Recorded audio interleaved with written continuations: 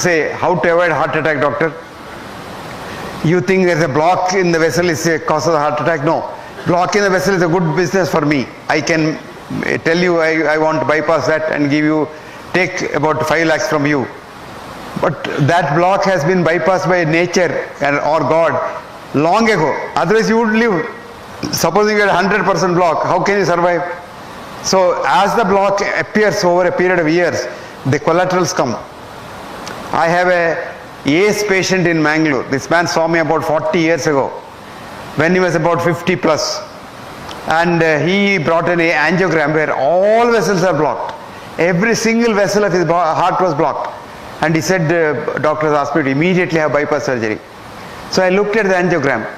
Nature had done so much a bypass. His whole heart was so beautifully supplied by blood. So I told him, look, you don't require anything. Nature has done the job. We can only do a cosmetic work on top of it and harm you. So don't worry.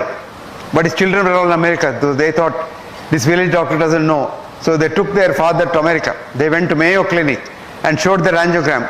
That Mayo Clinic doctor said, send your father back home. Ask him to have a peg of whiskey every night and enjoy life. He will not die. Don't touch him. And that man is alive now, 94. And you can see him today, 94. Ramrod straight. He had 3 cancers after that in the last 40 years. Survived all the cancers also. And this is a very quick man. If you read Mangalore newspapers, this man has now taken the voluntary job of chief traffic warden. Early morning at 9 o'clock, he's about 6 feet 4 inches height. He'll put on that police dress and come and stand in Hampalgatta and direct traffic. At the age of 94. And he's so fit and healthy. Why is he healthy? He has a healthy mind. I always say, mind your mind, your heart will be fine.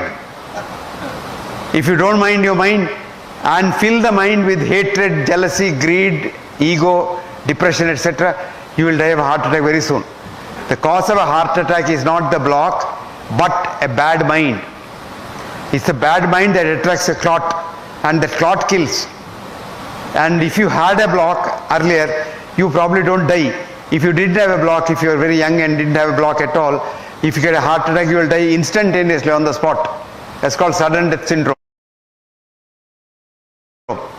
which is different from heart attack. Before the heart attack occurs, you are dead. So your heart on postmortem looks normal, but you may have died of a heart attack because the heart is called electric death. And this happens. It happens in 2 circumstances. A, if you are an alcoholic, if you drink a lot of alcohol, your wiring inside the heart gets eaten up, moth eaten, and wiring gets snapped one day. So you suddenly drop down dead. But if you have a heart attack and you are old and have many blocks, you will never die. You will have chest pain, come to the doctor, make the doctor rich, and you will go on and on and on, jug on, and you don't die. So the secret is, the block in the vessel, coronary vessel, is not the cause of a heart attack. Recently they did a study in America. They took angiograms of people, lot of people, and everybody had some block. So they didn't interfere, didn't tell them, but wrote down, this man has a block in the left anterior descending artery, and if he gets a heart attack, he must have a heart attack in that territory. Like that they left and then observed them over the last 20 years. Now a few of them did have a heart attack, but never in the area where there is a blocked vessel. So blocked vessel is not the cause. Where there is an open vessel, that got a clot and that had a heart attack. But even then what happens is, we simply frighten you because that's our business. Just now I was talking to a friend of mine sitting here, and he was saying he is absolutely fine but his sugar level is very high. So he had a very pertinent question, very logical question.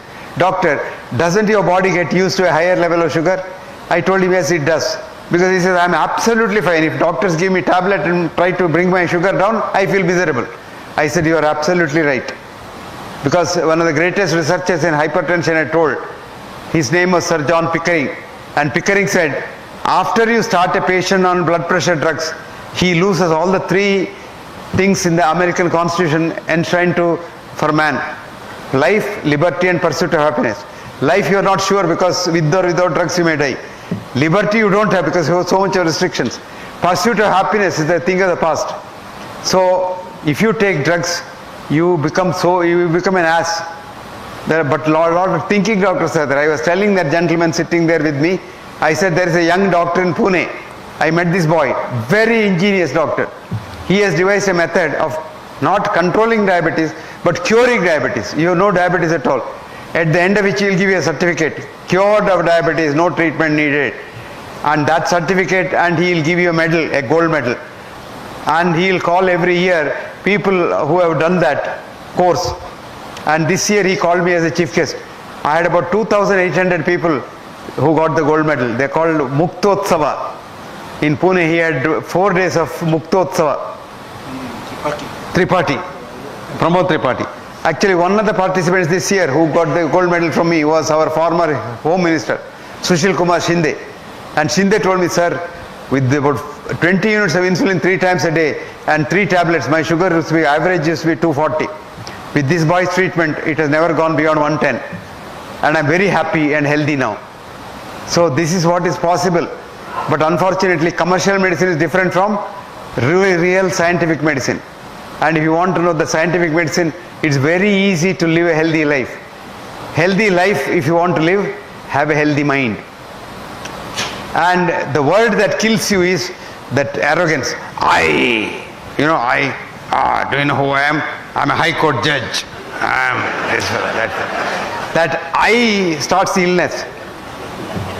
When once you say we, it starts wellness. All that you do is convert that I into we. That's all, as simple as that. So the things that kill you are the negative feelings in your mind. The things that keep you healthy are positive feelings for others. If you want to be healthy and happy, make others healthy and happy.